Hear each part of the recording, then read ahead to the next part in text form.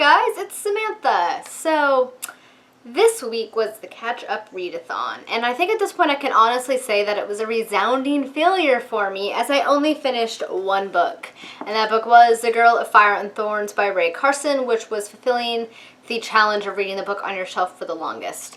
I just got really busy and I got really tired. I made the mistake of staying up until almost 1 on Monday night, and I had to go to work and wake up at like 6 in the morning the next day, so I was really tired, and I was tired all week, and you know, life stuff happened. But at least I got one book read, and boy am I glad I did, because this was a great book.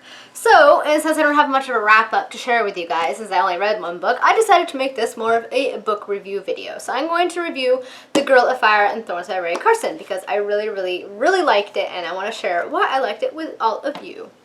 So I'll try to describe this book synopsis the best I can, because it's kind of a complicated plot, I thought, so it's a little bit hard to explain. Basically, this book follows Alyssa, who is our main character, and the story is told from her perspective. She's 16 years old, and she is a princess, but she isn't just any normal 16-year-old princess. She is rather unusual in that she has been blessed to carry the Godstone in her stomach. When she was being baptized, in the middle of the blessing, this light shone down upon her, and when it went away, she had this blue Godstone inserted in her stomach. And she's one of many. There's usually one about every 100 years or so, and they are known for carrying out great deeds, usually heroic. So she has a lot to live up to. A lot of these bearers, these stones are rather mysterious, and nobody really knows quite what they mean, just that the people who bear them are been known to do lots of heroic acts, etc. But Alyssa, when the story opens, of course, at this point is 16, and she's insecure, she lacks confidence, she's overweight, and she feels that she's ugly, that nobody can love her. She feels like her sister hates her because she feels in part that her sister is jealous that she carries the Godstone, and that she blames her for her mother's death as their mother died in childbirth. Her father basically ignores her, so she basically just spends most of her time with her maid and her nurse, Ximena, I think is how you say her name, who are basically like mother figures to her. When the book starts out, Alyssa has been betrothed to the neighboring king, Alejandro. And she's 16, she's scared, she doesn't really know what to expect, she doesn't know what it means to be a wife, she's afraid to leave home, she's never left home, and she's just all around nervous. She doesn't know how she's going to live up to the reputation of Godstone bearers, because she doesn't feel like she can ever do anything, and she's just all around scared. So they end up getting married, and they leave and depart for his kingdom, and so far Alejandro's nice enough. She finds him attractive, but doesn't see how he could ever view her as anything. She feels stupid, feels like all the intelligence went to her sister, and just, you know, is freaked out by the whole situation. But Alejandro just says, you know what, we're just going to become friends and it'll work out. Seems interested in what she has to say and shows some interest, and she's obviously very flattered by that. So when they reach his kingdom, he tells her that he wants to keep their marriage secret for the most part until he chooses the time in which he wants to reveal that they are in fact married, because he's been married before and he has a young son, but his old wife had died, etc. So she is basically living there as a guest. So not long after she arrives, Alyssa discovers that there's a lot more about her Godstone and its properties and what it means than she has been told. That some stuff has been kept from her by her father and her sister and her nurse Ximena, because her nurse Ximena has some secrets of her own. It does some very surprising things in this book that I won't give away, so it's a little bit spoilery. And a lot is going on in this world. There is an impending war with the neighboring kingdom, Invierno, I think was what it was called, who holds some type of mysterious power. They're threatening invasion. Part of the marriage agreement was that her father would promise troops to King Alejandro since he doesn't have enough troops to cover it, and just a lot is going on. She's trying to navigate everything and all that's going on and transpiring. And pretty soon she is swept up in events that will lead her on a journey of self-discovery. She discovers more about her Godstone and what it means, and more about the past and the prior bearers of the Godstones, and more about this invading army and why they're here and what powers they hold, and just more about the people in this new kingdom in which she lives in it. Overall, I gave this book 5 out of 5 stars. It was excellent. I absolutely loved it. You know, I noticed when I picked it up that it was actually endorsed by Tamora Pierce, who, if you watch my videos, will know is one of my favorite authors, and she calls it engrossing. And Tamora Pierce, you are correct. It was engrossing. I absolutely loved this book. The world was really fascinating. I think there could have been a little bit more world building.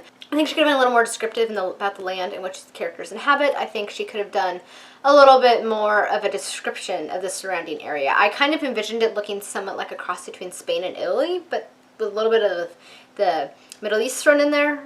a little bit. That's kind of what it reminded me of. I thought her writing was really, really beautiful. I think that it was easy to read. It made it fast. It made it a quick read, fairly quick read. It would have been a lot quicker had I not been tired. I probably would have finished this like in 2 or 3 days. But, you know, life being what it is, I was tired and it didn't happen. Well, I liked the dialogue. I just liked her writing style. I found it really, really engaging. The characters themselves were very well developed. I really, really like her characterization in this book, especially of Alyssa. I mean, from the point where she starts to the point where she ends, she is like almost a completely new person, and I absolutely adored it. She's narrating the book, so you see her inner struggles, how she feels ugly and nobody will like her and just like an idiot. But at the time you get to the end of the book, she is just a strong, strong woman. She sees her self-worth. It's funny how it happens, because there's this subtle tone shift where she kind of stops talking about herself and her appearance and how she feels ugly to feeling more confident in herself and embracing herself for who she is. And so she stops focusing on that, and she ends up focusing on the people around her and the events that are going on around her and how she can help them versus herself and her own insecurities. And in doing so, she finds confidence and she finds security with herself, which I found really, really beautiful. I thought it was beautifully done. So this next little bit I'm going to talk about has some spoilers. I'm going to put the book down,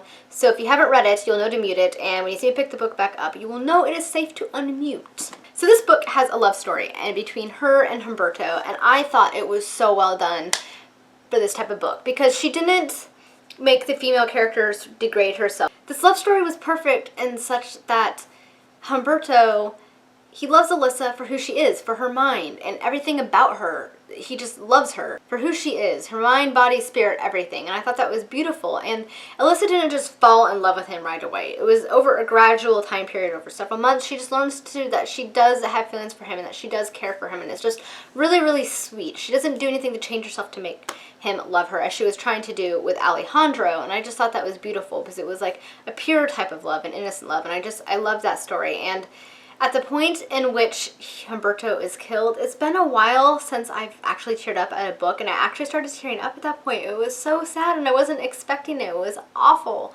And I loved it when she returned after being away with these revolutionary desert people after many months after they had kidnapped her. And I loved how when she meets Alejandro again, she can see through that veneer that he was putting on for her, that veneer of being interested in her and seemingly attracted to her, when in fact, you know, he wasn't. She sees through that, and she sees him for the ineffective and cowardly king that he is. And when she returns, she is stronger than him. She is telling him what he needs to do, and she's kind of putting him in his place. She's not afraid to stand up to him and talk to him. She's not even afraid to stand up and talk to her nurse Ximena anymore, because she was at first, as you know if you've read the book, that Ximena was keeping stuff from her about her godstone and had actually killed the man for recognizing her godstone.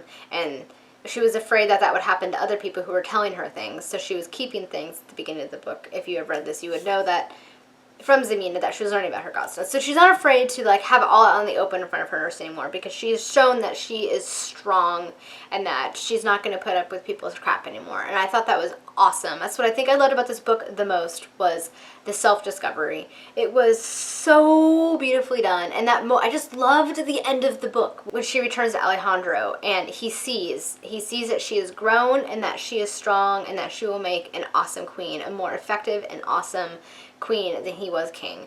And it was just, I loved it. It was so good, guys. So I am so in love with this book. I cannot wait to get the other books in this series. I think my favorite thing about this book was just Alyssa and her growth as a character. I love the person that she is in this book. It is so beautifully done. I know I keep saying that, but I mean it. You guys have to read this book if you haven't read it. I'm surprised it took me this long to read it. And I know people mean when they say this series is awesome. I cannot wait to pick up the next book in this series. So I highly recommend it. If you're looking for a good fantasy story that's pretty easy to read, and you want a strong female character, and you want a really interesting story, then I highly, highly recommend Girl of Fire and Thorns. You will enjoy it. I swear, it is so good. I don't have that many faults of this book that I can find, aside from, I think the story telling what was going on was a little bit confusing at first. It was a little bit slow moving at first. I think there could have been more world building, more of a back history put on things. But it is the first book in a series, so they could definitely pursue that in the later books in the series.